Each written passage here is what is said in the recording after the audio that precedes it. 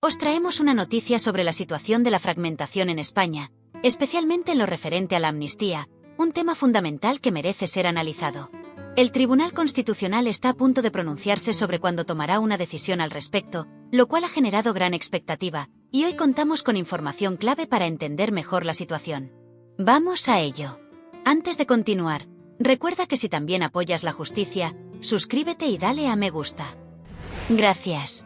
Parece claro que los responsables están bien informados sobre los detalles, pero nosotros también posees datos importantes. Durante un tiempo hemos estado algo distanciados del foco político sobre la amnistía, aunque las noticias han sido cada vez más alarmantes y se han sucedido sin tregua. Ahora que retomamos la conversación, nos encontramos nuevamente ante el desafío que representa este tema. Todo lo que sucede actualmente parece ser la consecuencia de lo mismo. El pecado original de este mandato, al igual que el anterior, se basa en un acuerdo entre un partido socialista y fuerzas políticas como los separatistas, comunistas y antiguos colaboradores de la violencia política.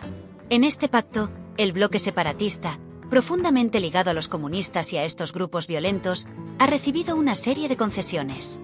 Entre estas concesiones, destaca la presidencia del gobierno de Pedro Sánchez, que está claramente condicionada. Parte de ese acuerdo incluye la eliminación del delito de sedición, que ya se ha llevado a cabo, así como la reducción del delito de malversación, un delito que ha sido recurrente cada vez que hubo un intento de secesión, acompañado del desvío de fondos públicos. Tras esas medidas, ha llegado la amnistía, tema del que estábamos hablando. Pero no solo se trata de perdonar a los culpables, sino que parece que ahora será necesario pedirles perdón por haber aplicado las leyes, por defender el Estado de Derecho. Además, hay que recompensarlos, facilitando que rearmen sus intentos separatistas. En este contexto, el Tribunal Constitucional se enfrenta a una tarea delicada. La figura de Cándido Conde Pumpido, presidente del tribunal, ha sido clave. Él mismo comentó a su círculo cercano que fue designado por el gobierno de José Luis Rodríguez Zapatero para solucionar lo que él denominó el problema vasco. Según su propia interpretación, fue seleccionado no solo para interpretar la ley, sino para llevar a cabo un encargo político, que incluía negociar con antiguos miembros de ETA para permitir que un partido vinculado a estos grupos entrara en las instituciones democráticas. Ahora, Conde Pumpido se enfrenta a un nuevo reto: resolver lo que él considera el problema catalán. Pero, en lugar de garantizar los derechos fundamentales, parece interpretar su rol como un facilitador de las demandas del separatismo catalán, incluyendo el perdón y la limpieza de su historial delictivo para permitirles retomar su proyecto. El verdadero desafío radica en que deberá tomar una decisión, mientras que el Tribunal Supremo, que está encargado de velar por el cumplimiento del Código Penal, se muestra claramente en contra de la amnistía. La mayoría de los jueces y la Comisión de Venecia, un órgano consultivo clave de la Unión Europea, también han expresado su rechazo. ¿Qué podría suceder? Es posible que Conde Pumpido, con su mandato en mente, termine afirmando que la amnistía es aceptable, que es perfecta y que el Código Penal no debería aplicarse. Esto podría llevar a una situación en la que los culpables se presenten como inocentes y los que aplicaron la ley sean vistos como responsables. Aunque parezca absurdo, esta es la lógica que parece sostener la defensa de la amnistía. Finalmente, podría ser el Tribunal de Justicia de la Unión Europea el que emita un veredicto final, recordando que el Estado de Derecho existe para ser respetado, que la ley debe prevalecer y que los delitos deben ser castigados, lo que implicaría que aquellos responsables de delitos deberían enfrentar las consecuencias y ser condenados. Estamos a punto de presenciar, posiblemente, uno de los mayores atropellos a la imagen de España, ya que quedará claro que Pedro Sánchez y Cándido Conde Pumpido no están protegiendo el Estado de Derecho, sino que están defendiendo la compra de escaños y votos para que Pedro Sánchez continúe en la Moncloa. Carlos Cuesta. Hemos informado a nuestros televidentes sobre el recurso de inconstitucionalidad presentado por el Partido Popular contra la amnistía. Hoy te preguntamos, ellos afirman que era un deber moral presentarlo. ¿Cuál es tu opinión sobre este recurso? ¿Puede llegar lejos o es una farsa, como asegura Bolaños? Bueno, empecemos por Bolaños. Es una figura que por sí misma elimina la separación de poderes, ya que es ministro de Presidencia, es decir, Ejecutivo, ministro de Relaciones con las Cortes, o sea, Legislativo, y ministro de Justicia, Judicial. Que hable de pantomima alguien que ha asumido la concentración de tres poderes en su persona, es el verdadero cachondeo. Si se tuviera un mínimo respeto por la separación de poderes, nunca se podría aceptar una responsabilidad así.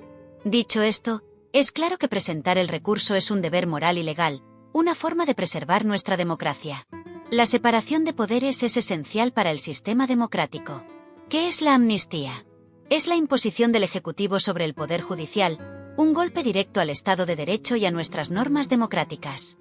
Si los poderes no se contrapesan, la democracia se disuelve. Estamos hablando de defender las libertades ante quienes tienen ambiciones claramente totalitarias. Claro que hay que presentar este recurso. Incluso si se pierde, hay batallas que es necesario librar, aunque se corra el riesgo de perder.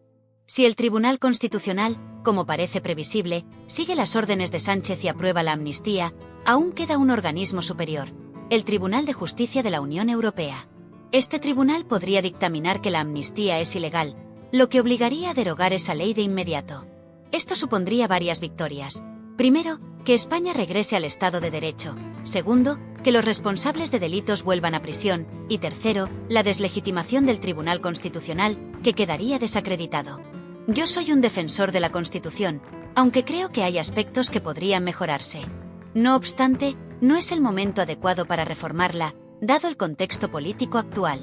La Constitución establece que el Tribunal Constitucional se forma por tercios: 4 jueces nombrados por el Congreso, 4 por el Senado, 2 por el Gobierno y 2 por el Consejo General del Poder Judicial.